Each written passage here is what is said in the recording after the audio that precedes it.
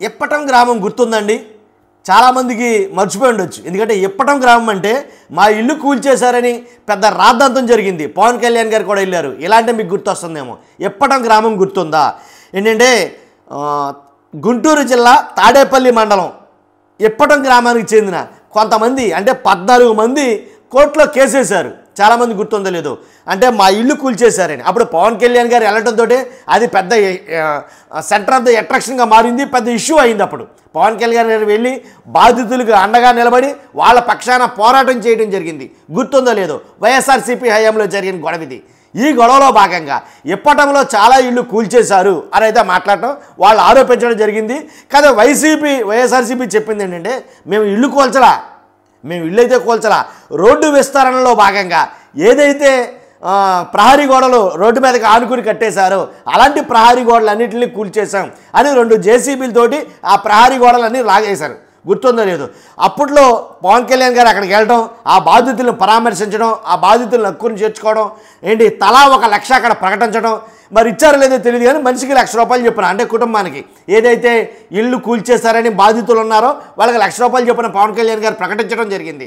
అప్పుడు జనసేన మంచి ఎలా అంటే స్ట్రాంగ్గా అక్కడైతే కనుక తన వాణిని వినిపించిందని చెప్పాలి. అంటే బాధితుల పక్షాన్ని నిలబడ్డ జనసేన అని అయితే ఒక రకంగా దాన్ని ఫోకస్ చేశారు. కాకపోతే వాళ్ళు కోర్టుకు వేశారు. అప్పట్లోనే ఒక 14 మంది. కోర్టు చాలా విచిత్రమైన తీర్పు ఇచ్చింది ఏంటి. కాకపోతే ఆ కోర్టు తీర్పు ఇవ్వకముందే అక్కడ చాలామంది కొంతమంది కూల్చేశారని అంటే మరో కొంతమంది మా ఇల్లు కూల్చలేదు అని ఫ్లెక్సీలు పెట్టారు. ఆ ఫ్లెక్సీలు పెద్ద కలకలం రేపినాయి. కాబట్టి ఇల్లు కూల్చేశారా లేదా అని ఆల్రెడీ కోర్టు దాన్ని మొత్తం క్షుణ్ణంగా పరిశీలించిన తర్వాత కోర్టులో 14 మంది కేసేశారు. కేసేస్తే యాతావాత కోర్టు తేల్చింది ఏంటంటే 14 మందికి మీరు వేసిన కేసు తప్పుడు కేసు, ఇప్పటం గ్రామస్తులు వేసిన కేసు తప్పుడు కేసు అది. కాబట్టి తప్పుడు కేసు మీరు వేశారు అని అయితే కనుక కోర్టు చెప్పడం జరిగింది. అంతేకాదు ఎవరైతే 14 మంది కోర్టును ఆశ్రయించారో ఆ 14 మందికి తలా ₹1,00,000 జరిమానా విధించారు అక్కడ. అంటే యాక్చువల్గా వైఎస్ఆర్సీపీ విజయం సాధించినట్టు అక్కడ. కాబట్టి అలాగే జనసేన ఏంటి తప్పు చేసినట్టుగా అక్కడ కనబడుతుంది. ఎందుకని అసలు ఇల్లే ముట్టుకోలేదు, మేము ఏ ఇంటిని ముట్టుకోలేదు, ఓన్లీ మేము కూల్చిందల్లా ప్రహరీ గోడలు మాత్రమే లాగాం, అది కూడా రోడ్డు మీద కట్టేసిన ప్రహరీ గోడలు మాత్రమే కూల్చాం అని అయితే క్లియర్ కట్గా ఫోటోలతో సహా కోర్టుకి సబ్మిట్ చేసింది వైఎస్ఆర్సీపీ అప్పటి ప్రభుత్వం. కాబట్టి వెంటనే కోర్టు ఏం చెప్పిందంటే తలా ₹1,00,000 14 మంది ₹14,00,000 చెప్పిన. ఏంటి కోర్టుకి కట్టాలంటే వాళ్ళు స్పెషల్ లీవ్ పిటిషన్ ఏదో జారీ చేసి అయ్యా మేము అంత కట్టలేం, మనిషికి ₹1,00,000 అంటే మనిషికి 1,00,000 అంటే అప్పుడు ఇచ్చిన పవన్ కళ్యాణ్ గారు ఒకవేళ ఇచ్చుంటే కనుక ₹1,00,000 చెప్పిన ఇక్కడ కట్టాల్సి వచ్చినేమో. కాబట్టి ₹1,00,000 చెప్పి మేము కట్టలేం, కాబట్టి మేము ఇంకా మీరేమో తగ్గించేయాలంటే అప్పుడు మనిషికి ₹25,000 చెప్పిన, ₹25,000 చెప్పిన కోర్టు ఖర్చుల కింద.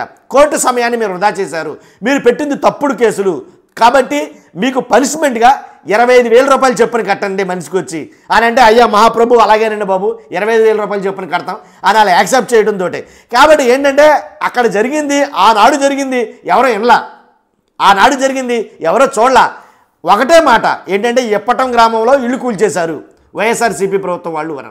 వాస్తవంగా అక్కడ ఇల్లు కూల్చలా, ఎందుకంటే ఆల్రెడీ క్లియర్ కనబడుతుంది కదండి. కూల్చిన ఇల్లు ఏదీ లేదు, ఒక్క ఏంటంటే అది ప్రహరీ గోడలు తప్ప. ప్రహరీ గోడలు కూడా 2 జేసీబీలు పెట్టి లాగారు ఇటువైపుకి, ఇల్లుకి కూడా ఏమి డ్యామేజీ లేకుండా చాలా జాగ్రత్తగానే చేశారు. ప్రహరీ గోడలు కూడా రోడ్డు మీదకి వచ్చేసినాయి అవి.